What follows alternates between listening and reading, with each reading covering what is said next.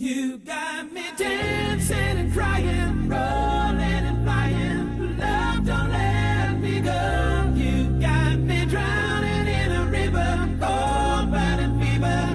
Love, don't let me go. Don't let me go.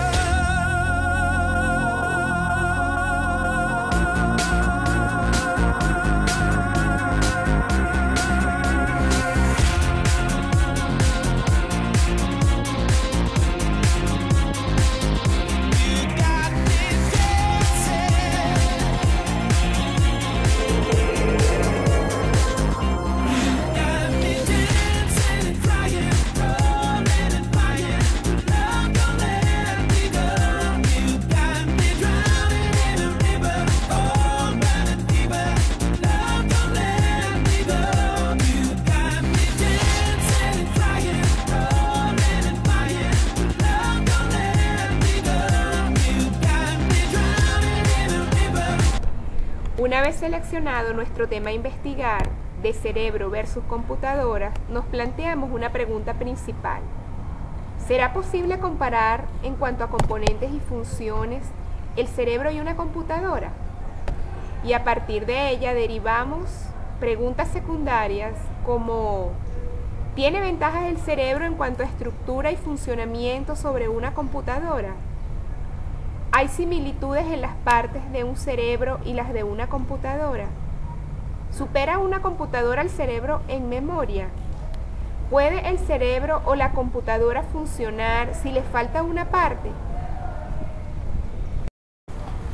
Luego buscamos y seleccionamos fuentes documentales en diversos formatos que escribieron las partes y cómo funciona el cerebro y la computadora. Y también textos que los compararan de una vez. Luego justificamos el proceso de búsqueda de la información. Posteriormente hicimos un proceso de selección, de análisis de la información, que nos llevó a buscar los textos específicos para contestar nuestras preguntas planteadas en la fase inicial. Para terminar, hicimos un informe final donde llegamos a las siguientes conclusiones de las diferencias del cerebro con la computadora en cuanto a partes y estructuras.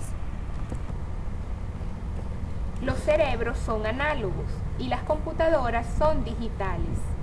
En la actividad neuronal, los procesos son continuos y no lineales. En las computadoras se pueden modelar con precisión combinaciones de funciones lineales, múltiples mediante una única función lineal. El cerebro usa una memoria de contenido direccionable. En las computadoras, la memoria es byte direccionable, es decir, la velocidad de procesamiento cerebral no es fija, no hay ningún reloj de sistema. La velocidad de procesamiento de la información neural está sujeta a una variedad de límites, incluyendo el tiempo que usa una señal electroquímica para cruzar axones y dendritas, la mielinización axonal. La memoria a corto plazo del cerebro no es como la RAM. Aunque la RAM y la memoria a corto plazo parecen necesitar energía, un disparo nervioso en el caso de la memoria a corto plazo y electricidad en el caso de la RAM. La memoria a corto plazo parece contener solo apuntadores a la memoria a largo plazo, mientras que la RAM contiene datos que son de la misma forma a los que contiene el disco duro. A diferencia de la RAM, la capacidad límite de la memoria a corto plazo no es fija. La capacidad de la memoria a corto plazo también parece fluctuar con las diferencias en la velocidad de procesamiento, así como la experiencia y el conocimiento. No se puede hacer ninguna distinción entre equipo y software con respecto al cerebro o a la mente. La mente emerge directamente del cerebro y los cambios de opinión son siempre acompañados por cambios en el cerebro. Las sinapsis son mucho más complicadas que las puertas lógicas eléctricas. Los cerebros también pueden funcionar a base de señales eléctricas, potenciales de acción, que viajan a lo largo de puertas lógicas individuales. Significa que viajan mucho más despacio que las señales eléctricas en una computadora y que pueden ser moduladas de innumerables maneras. La transmisión de una señal no solo depende de las llamadas puertas lógicas, de la arquitectura sináptica, sino también de la presencia de una variedad de químicos en la fisura sináptica, de la relativa distancia entre sinapsis y dendritas, y muchos otros factores. Esto se suma a la complejidad del procesamiento que tiene lugar en cada sinapsis, y es por lo tanto profundamente equivocado pensar que las neuronas funcionan simplemente como transitores.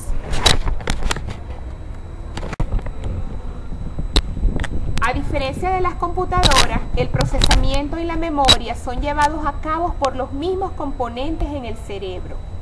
Las computadoras procesan la información de la memoria usando un CPU y luego vuelven a escribir los resultados de ese procesamiento en la memoria.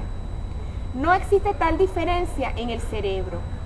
Mientras las neuronas procesan la información, también están modificando su sinapsis, que son en sí mismas el lugar de asiento de la memoria.